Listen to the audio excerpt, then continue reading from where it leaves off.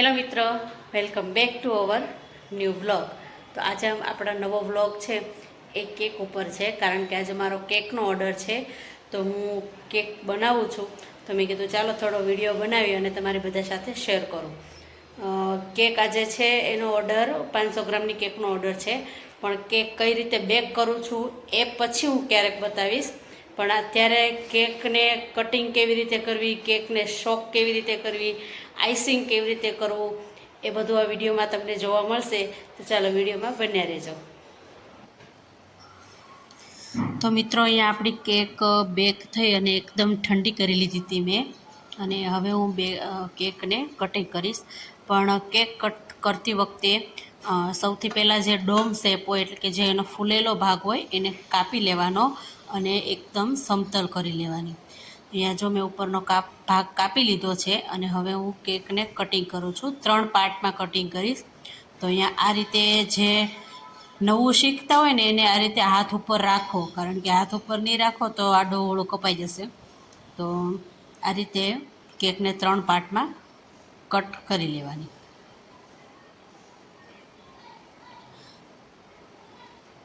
તો જોઈ શકો છો તમે કે મેં કેકને એક સરખા 3 ભાગમાં કટ કરી લીધી છે, બરાબર. તો હવે કેકનું શોકિંગ કરીશું, એટલે કે શોક કરવા માટે પાણી અને સુગરનું સિરપ હોય તો એને શોક કરવાની ઉપર પાણી ચોપડવાનું, માનો કે. તો શોક એટલા માટે કેકને કરવી જોઈએ કારણ કે એની સોફ્ટનેસ જળવાઈ રહે. જો તમે કેકને શોક નથી કરતા તો અંદર પછી જે આપણે વ્હીપ ક્રીમ ઉપર લગાવીએ તો એ પણ જે કેકમાં થોડું ઘણું મોઇશ્ચર હોય બેઝમાં એ લઈ લે, તો એકદમ ડ્રાય લાગશે આપણને કેક. તો આ રીતે સુગર સિરપ દ્વારા તમે એને શોક કરી શકો. કરવી જ પડે, ઘણા નથી કરતા હોતા, પણ તમે એને સોફ્ટનેસ જાળવવા માટે આ રીતે શોક કરવું પડે છે. અને આ છે મારું વ્હીપ ક્રીમ. વ્હીપ ક્રીમ થોડું ડાર્ક રંગનું છે, કારણ કે મેં અંદર ચોકલેટ એસેન્સ નાખેલું છે.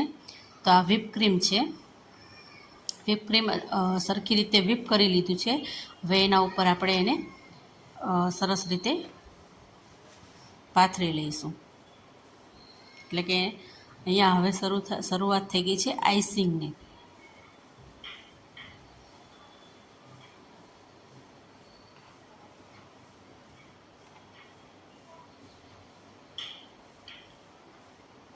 તો આ રીતે આપણે એકદમ વ્યવસ્થિત રીતે એનું આઈસિંગ કરી લઈશું. અહીંયા કે વ્હીપ ક્રીમ તમે કેટલું અને કેટલા પ્રમાણમાં લગાવો છો એ તમારા ઓર્ડર ઉપર નિર્ભર છે. જો તમારા કસ્ટમર તમને કોઈ કહે કે અમારે ક્રીમ ઓછું જોઈએ છે તો તમે ક્રીમને લેસ કરી અને બેઝ વધારી શકો છો.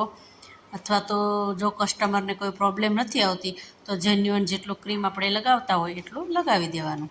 અને અહીંયા છે ચોકલેટ ગનાશ. જનરલી ચોકલેટ કેકમાં ચોકલેટ ગનાશનો ઉપયોગ થતો હોય છે. તો આ મારું કેકમાં બધું જ ઘરે બનાવેલું હોય છે, જેમ કે કેકનું પ્રીમિક્સ, કેક ગનાશ મોસ્ટલી હું ઘરે જ બનાવું છું. વ્હીપ ક્રીમ ઓબ્વિયસલી આપણે ઘરે નથી બનતું અને ટ્રાય પણ નહીં કરવાની, વ્હીપ ક્રીમ બહારથી લાવવું પડે છે.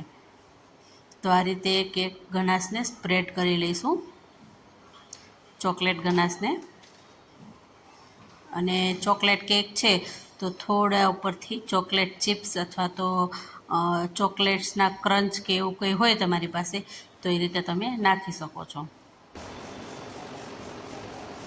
આ આપણે ઓર્ડરની કેક છે એટલે આપણે પ્રોપર બધું આ રીતે નાખવું પડે. જો તમે ઘરે બનાવતા હોય તો ચોકલેટ ક્રંચ કે એવું બધું પણ નાખી શકો છો, અથવા તો તમારા બાળકોના ટેસ્ટ મુજબ તમે અંદર જે તમારા મનપસંદ હોય ફ્રૂટ્સ પણ નાખી શકો.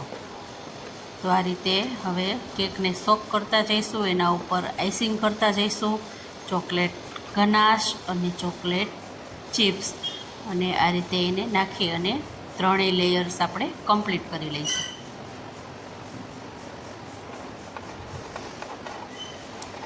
અને આ રીતે સાઈડમાં પણ કવર કરતું જવાનું,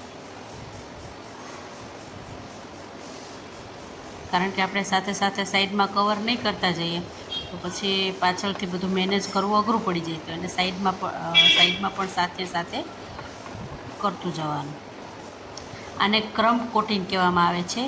જે કેક ઉપર ફર્સ્ટ લેયર લગાવવામાં આવે છે આખી કેક ઉપર, એને ક્રમ્બ કોટિંગ કહેવામાં આવે છે. તો આ ક્રમ્બ કોટિંગ સાથે સાથે કરતું જવાનું. મને એ વધારે ઇઝી પડે છે એટલે હું ક્રમ્બ કોટિંગ સાથે જ રાખું છું. અને હવે સેમ પ્રોસેસ આપણે આગળ કરીશું.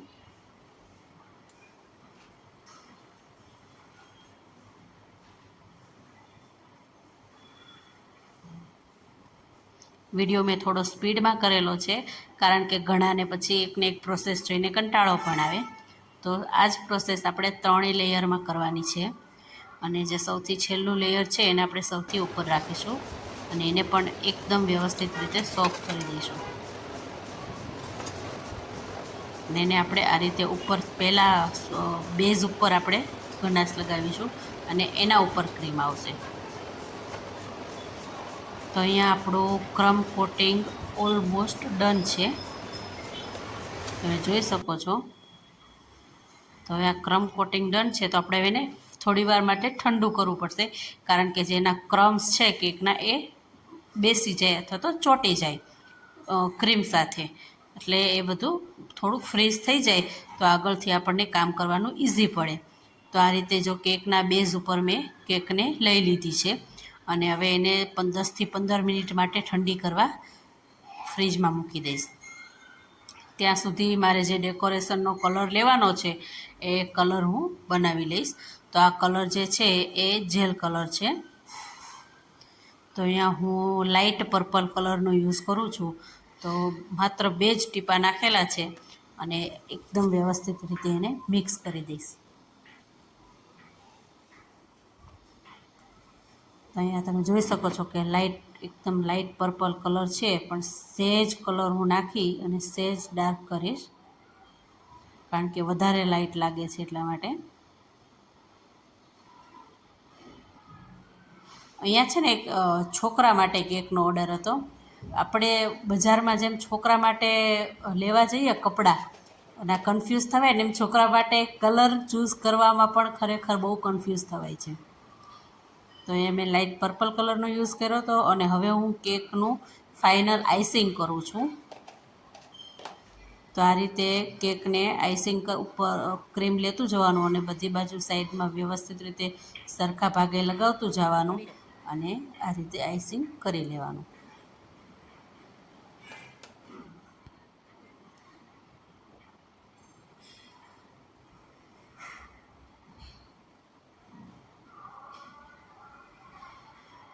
જો આ રીતે બધી બાજુ વ્યવસ્થિત રીતે આઈસિંગ કરી લેવાનું. તમે જોઈ શકો છો કે સરસ મજાની બધી બાજુથી કેક ઢંકાઈ ગઈ છે.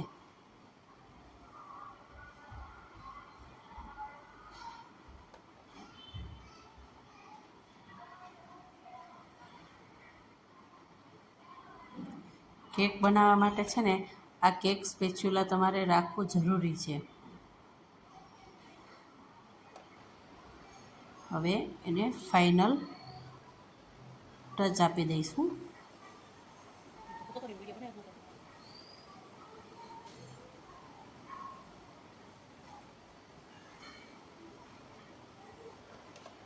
હવે સરસ મજાનો કેકનો બેઝ એકદમ રેડી છે. હવે એના ઉપર આપણે ડેકોરેશન કરી લઈશું. ડેકોરેશન તમારું મનપસંદ તમે કરી શકો છો. અહીંયા મેં એકદમ સિમ્પલ અને સોબર ડેકોરેશન પણ બહુ જ બ્યુટીફુલ લાગશે તો હું ડેકોરેશન કરું છું. જોઈ લો, એકદમ સિમ્પલ.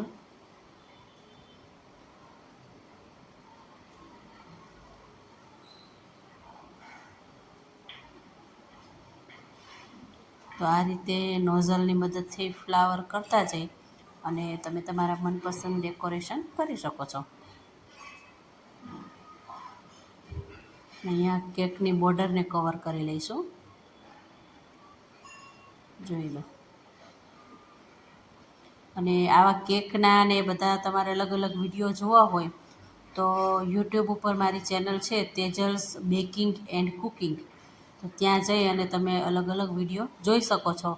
અને જો તમે મને કમેન્ટ કરશો આ વિડીયોમાં ઘણી બધી, તો હું આ રીતે અલગ અલગ પેજ ઉપર પણ આવી રીતે મારા વિડીયો અપલોડ કરતી રહીશ.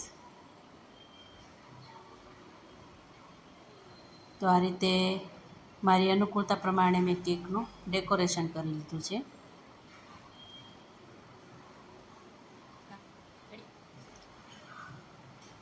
ને અહીંયા વચ્ચે જે બર્થડે બોય છે એનું નામ લખી લઈશું,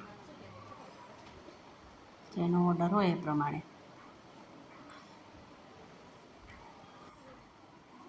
તો અહીંયા મારી પાસે થોડાક સિલ્વર બોલ્સ છે, તો એનાથી હું થોડુંક વધારે ડેકોરેશન કરી લઈશ આ રીતે.